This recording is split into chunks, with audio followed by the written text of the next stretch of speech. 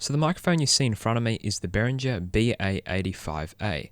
This microphone runs for 30 Australian dollars or around 20 US dollars. Now before I get into what I like and dislike about this microphone and the sound, let me first start off by talking about what comes in the box. So surprisingly for the price, you do actually get a nice hard plastic shell, and inside you have the microphone as well as a microphone clip, which I'm using right now. It's very nice that they include a hard plastic shell because it makes it very easy to carry around the microphone if you are using this in a live setting, which a lot of people who buy this microphone would be interested in. Now let's move on to the build quality and design of this microphone. So the build quality and design of this microphone is almost the same as the Behringer XM8500, which also costs around 30 Australian dollars. So as you can see, these microphones are very similar. But this thing is made fully out of metal.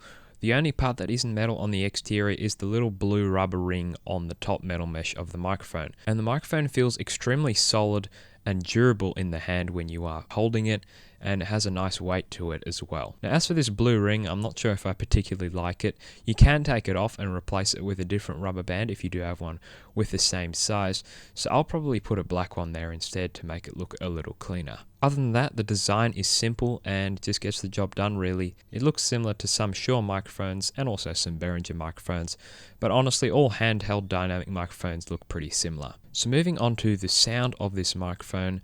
The sound of this microphone is actually really impressive. I've compared this microphone to the Shure SM7B as well as the Behringer XM8500, and I will be coming out with comparisons with both of those microphones soon, but to give you a summary, this microphone holds up extremely well even with the SM7B. And throughout this whole video you've been listening to the BA85A plugged directly into my Behringer Uphoria UM2 interface, with the gain set at around 85%, which is pretty standard for both this microphone as well as the Behringer XM8500. And I have this microphone around 2 inches away from my mouth. Now if I get closer to the microphone, this is what it sounds like.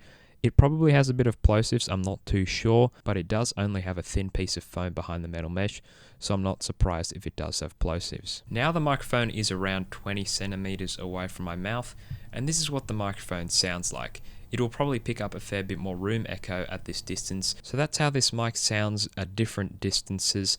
And as you can hear, it is a very nice sounding mic. It has a good balance of tone. From what I've noticed, this microphone is slightly mid-heavy and doesn't have as much bass. In general, this microphone has a really good sound though. So would I recommend picking up this microphone for 30 Australian dollars? Well, in my opinion, this microphone is definitely worth the 30 Australian dollars. The sound you get from this microphone is extremely good, and I'm very surprised with what Behringer has put out here. So if you are looking for a cheap dynamic microphone, I definitely have a look at this microphone. There will be links in the description below if you are looking to buy this mic. Now as for if this microphone is better than the XM8500, well, I will make a whole video dedicated for that comparison, and that will be the next video on this channel, so stay tuned for that video. But for now, all I'll say is this microphone holds up extremely well. So if you did enjoy this video, drop a like on the video and subscribe. If you didn't, drop a dislike on the video, and I'll catch you guys in the next video.